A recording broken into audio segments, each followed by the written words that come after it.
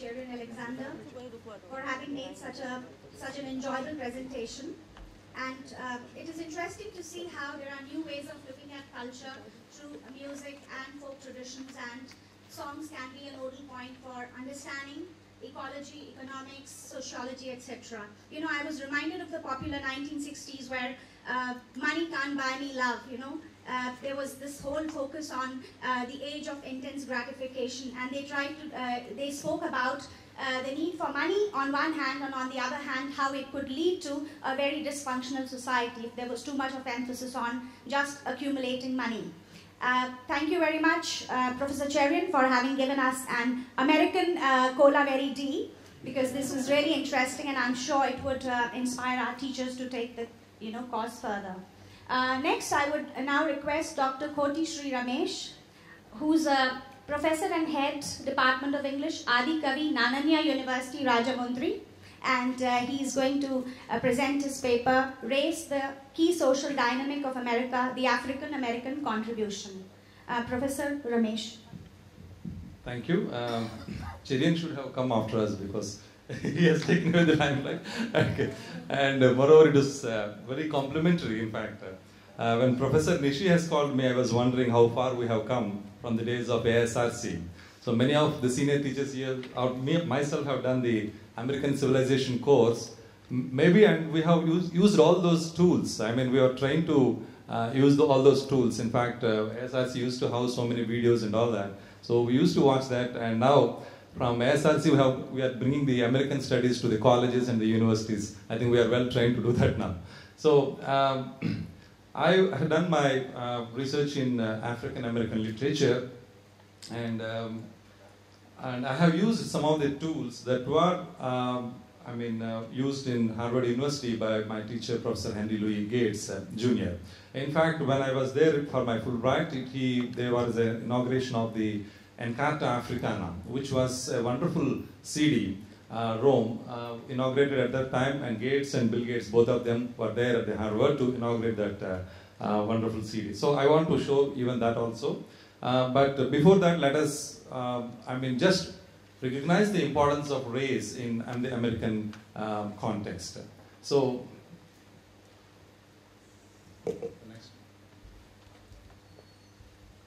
you know that W. Du Bois is one of the prominent theorists of African American studies, and he made an important statement that the problem of the 20th century is the problem of the color line, which has defined American politics in the 20th century and has culminated in the election of President Barack Obama in the early 21st century. So, now that we are discussing the pedagogical tools, I thought that we should first ask certain questions. As Shweta has been telling, LC2, or what you call the participative mode of teaching. So, because students will be more aware of Obama and his presidency, rather than directly introduce them to the race and the bigger questions of slavery and all that. So, if we can ask such questions, why is Barack Obama's election so significant in American history? Or why does his election signify the triumph of minority voices? I think there will be certainly some responses from the students from where we can start the question of race. So we can then take them to the backdrop, that is the slavery and its legacy. And in the background you can see the slave ship, how the slaves are being transported there. I have a few more slides on that one. So, but you can also tell them, these are so many images on the internet. Just Google the images and you can find good number of images. Only thing is the teacher has to select the right image suitable to his audience, to his students there. So he can speak about the slavery, its legacy, how different ethnic groups of Africans are brought to America, forced into slavery, etc.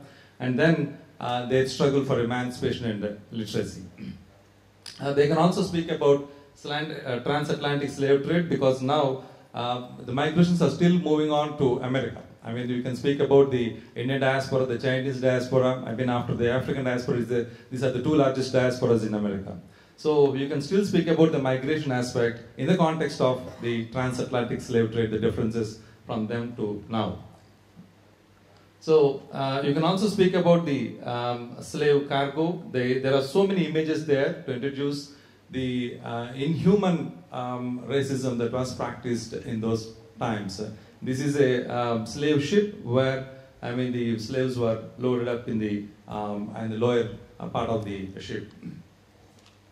So Amistad is one film, I think, which you can all refer to. In fact, it was part of our curriculum also. I did bring the Amistad film also, but if you could go to the CD-ROM, there is a wonderful clipping, a short clipping which I would like to go.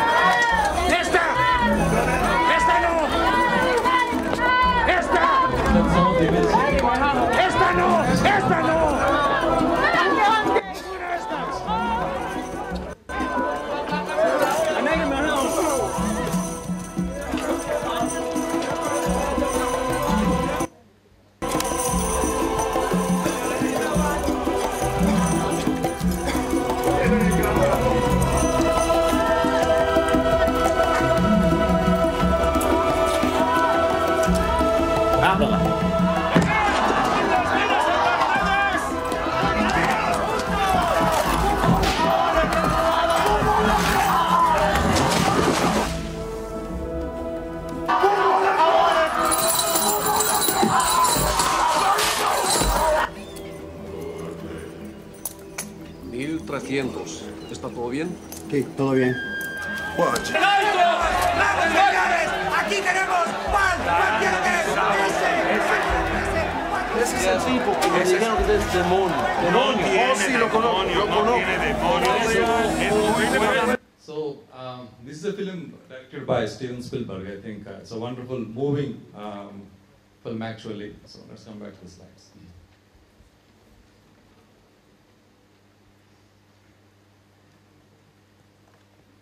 Yeah.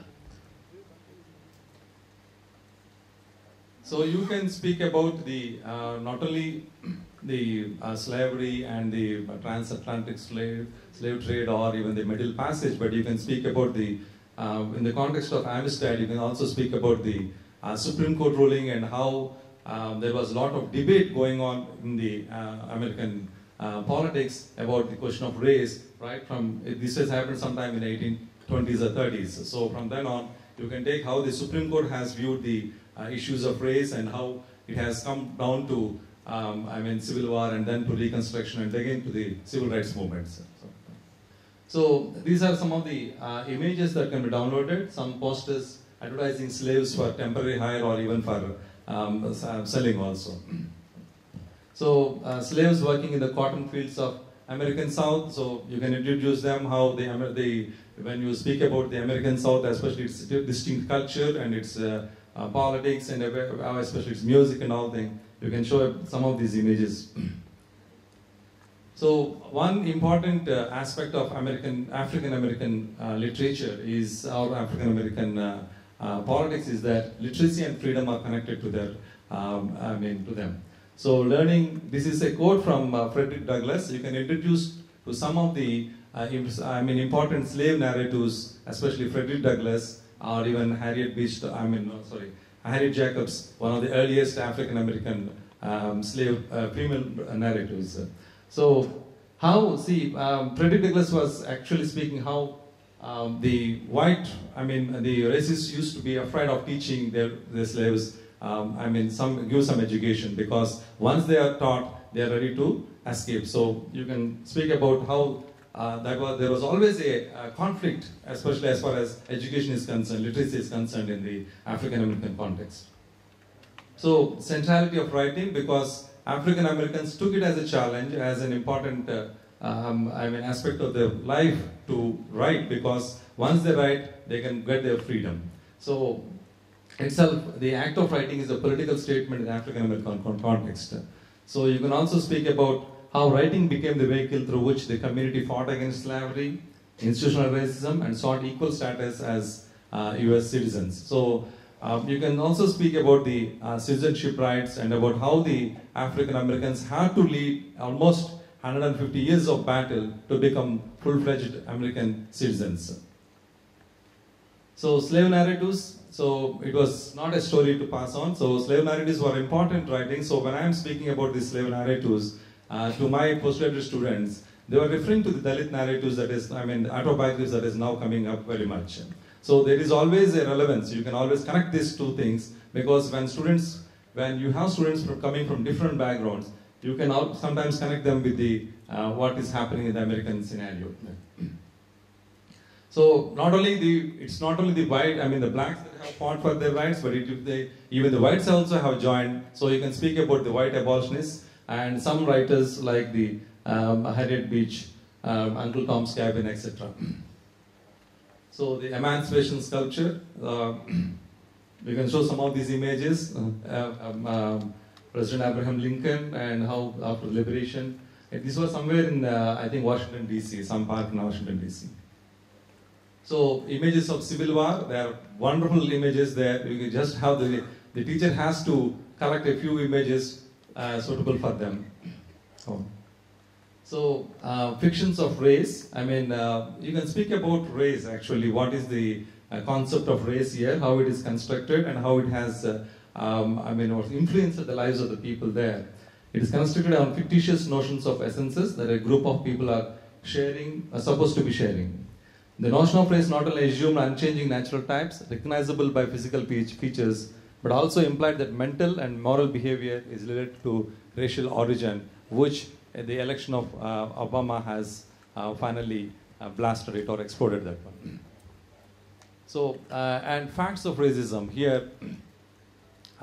You can also speak about the stereotypes that were propagated in the America, especially about the men and women of America, of the African men and women.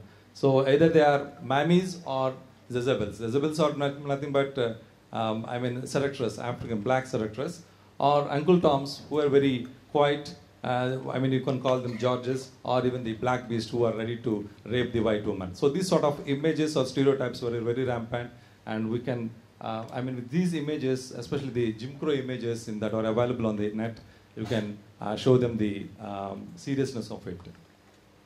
And some of the images, emancipation ended slavery, but not its legacy. You can speak about the Jim Crow laws also. With these images, our school children, they are refusing to go to school along with the Negroes there. This was images from the 1920s, especially during the Harlem Renaissance. So, questioning race, here is a picture of an black oil field worker with his white wife, and the miscegenation that is white, normal in the American society, but always a problem there also. So Harlem Renaissance, so one of the important movements as students of literature, we need to speak about and inform the students about the major writers of the Harlem Renaissance. And there are wonderful videos showing the Harlem district, especially and the reason why there is a lot of violence also in the Harlem district, because right now, even if students can refer to any of these current news, there is a lot of violence reporting from Harlem. So we can take off from there and tell them how Harlem became a black ghetto, or what sort of a center for the cultural renaissance also that took place in the early 1920s. So, and when speaking about just now, Charin was speaking about the migration from the Dust Bowl, but there was also a larger migration of the African Americans from the south to north and the west, which has brought them all to Harlem or to some of the northern cities or even the western cities where they have, railroad, yes. Okay. Yeah, a lot of migration took place. The Great Migration, exactly. So this is the poem that has set the tone for the New Negro movement, that is the Harlem Renaissance movement by Claude McKay. So a wonderful, powerful poem that has really galvanized the African Americans against the racism in the 1920s. So you can give them some examples of these such poems, even from Claude McKay or Langston Hughes, some of these writers. So these are the a group of African American writers who gathered during the Harlem Renaissance movement. There are the images of these writers also on the web. Next one. So African American music, I don't need to speak much about it. Charlene has already shown us much about that. But they should know, I mean, there's so many examples of jazz and blues and spirituals, wonderful examples which we have already seen that can be downloaded and shown to the students. These are all images of the blues. Next one. And how various clubs, they were the focal point of these musical centers where many of these African American musicians used to gather and offer their music in New York and other important cities also. So Cotton Club was one of the important centers of jazz music. So you can show some pictures about that. So if we come to the civil rights movement, a century after emancipation, almost it took 100 years for them to move to this position. So we can speak about some of the significant events that took place in the civil rights movement. Brown versus Board of Education 1954, Montgomery bus boycott, the segregation and how many of the people, how they were subjected to sit in at the end of the bus or to stand up when if there are any white people coming in. So you can speak about all that. And Little Rock High School, how even the president of Arkansas stood against the children who are, the African American children who are coming into the school. He himself has to come. The governor himself stood near the door, preventing them to come inside. So there are images also of that. You can speak about that. And finally, the Civil Rights Act in 1964 and the Voting Rights Act in 1965. But see, these are the struggle for civil rights, and you know that in the 1960s and 50s, a lot of movement took place in American democratic history, and which has changed its parameters completely. So these are some of the images on struggle for civil rights. Next one. And this is an important picture because the Selma Dam, the bridge where African American activists were clubbed by the police. And we have another picture. Yes. This is the same bridge when Obama was standing for election. NAACP, you know that National Association for Advancement of Colored People was taking a procession down the Selma Bridge, as a sort of promoting Obama there. So Martin Luther King, and the most important figure, the key figure of the civil rights movement. So there are a good number of his speeches are also available on the internet. If we have, you can organize that, his speeches also. And because we in India recognize, our students recognize Martin Luther King as, Gandhi, Martin Luther King, and all these people go together here. So we can speak about him also. So double consciousness was the central theme and a structural principle for many African American modernist texts. So when you speak about African American literature, we can speak about the double consciousness and how, they are divided, African and American, black and white. So you can speak about all those and some introduce them to the text, some of these writers also. So these are some of the writers, both male and female I have included here. Because now ours is only a certificate and a diploma course. We can't give them an exhaustive introduction to literature or make them read all that. But maybe we can introduce them to a couple of writers, significant writers in the literature, like Frederick Douglass for slave narratives. Maybe if you want the female perspective, you can go for Harriet Jacobs. Or W.B. Du Bois, The Souls of Black Folk. Very important text, key text actually. And which has set the African American canon actually. So maybe you can give them small, pieces of the writing, if not exhaustively. So culminating in the African American, you can conclude your whole discussion with the election of Barack Obama, because that is the culmination of their struggle for over 100 or 150 years. So some of the web resources, these are not limited, and what I have listed out here is only a couple of them, sample of them, but there are hundreds of sources. And unfortunately, the wonderful CD that was produced in 2000 was discontinued by Microsoft, is a typical American company which discontinues when it is very popular. So they have discontinued that, but many of those sources are available on the internet, so not to worry. But I don't know why they have discontinued that, but it's a wonderful, it was also in a book form. Encarta Africana is also in a book form, as well as in the CD-ROM, because the CD-ROM, with one click you can get the entire information, and sometimes you can also link it to the web resources on the internet. But it was discontinued. It was very unfortunate, but still you can find a good number of resources on the internet. Thank you very much for giving us.